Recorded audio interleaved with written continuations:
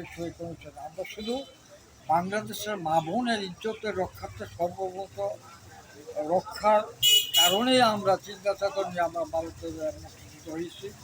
আল্লাহ পাক অশেষ মেহেরবান, যখন 9 মাসে আমরা স্বাধীন সার্বভৌমত্ব রাষ্ট্র পাইলাম, স্বাধীন লাল সবুজ সমতল পতাকা পাইলাম। তা তারপরে আমরা বিগত দিন বিভিন্নভাবে বিভিন্ন হালে এই দেশ ধরার জন্য যারা নেতৃত্ব দিলেন, একের পর এক মানে দায়িত্ব পরিবর্তন হচ্ছে, সেভাবে আজকে এই পর্যন্ত 55 বছর পার হয়ে গেল।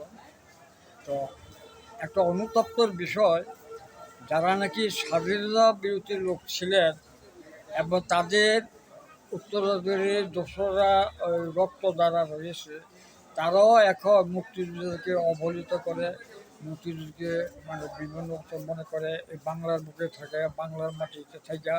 তো আমাদের একটাই আশা আকাঙ্ক্ষা, সামনে যাতে এই আগাছা সুন্দরভাবে পরিষ্কার হয়ে এই স্বাধীন সার্বভৌম রাষ্ট্র সঠিকভাবে চলে, এটাই আমরা কামনা করি। এবং আমাদের মুক্তিযোদ্ধা সন্তান সুন্দররা যারা বর্তমানে এই মুক্তিযোদ্ধার হাল ধরে জন্মের পর জন্মে এই যা স্মৃতি রাখতে পারে, সেটা বলে কামনা করে আমার বক্তব্য শেষ করেছি। আসসালামু আলাইকুম।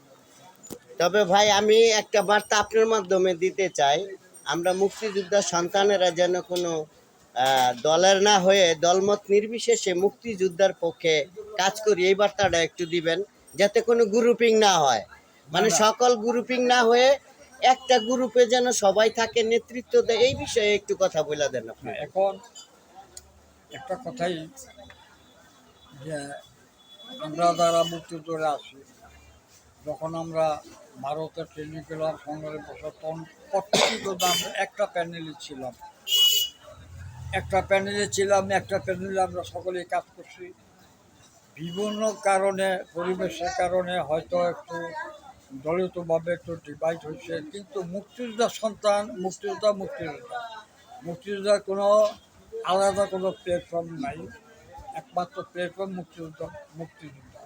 এবং মুক্তিযুদ্ধের সকল সন্তানরা যারা আছেন, তারাও আমরা মনে করি একমাত্র মুক্তিযোদ্ধা প্ল্যাটফর্মে আমরা কাজ করবেন, দলমত নির্বিশেষে। এবং ভবিষ্যৎ যাতে করে এই বাংলার বুকের মুক্তিযোদ্ধার চেতনায় জন্মে জন্মান্তরে সেটা সঠিক ইতিহাস হিসেবে থাকে, এটা বলে আমরা কামনা করি। আসসালামু আলাইকুম।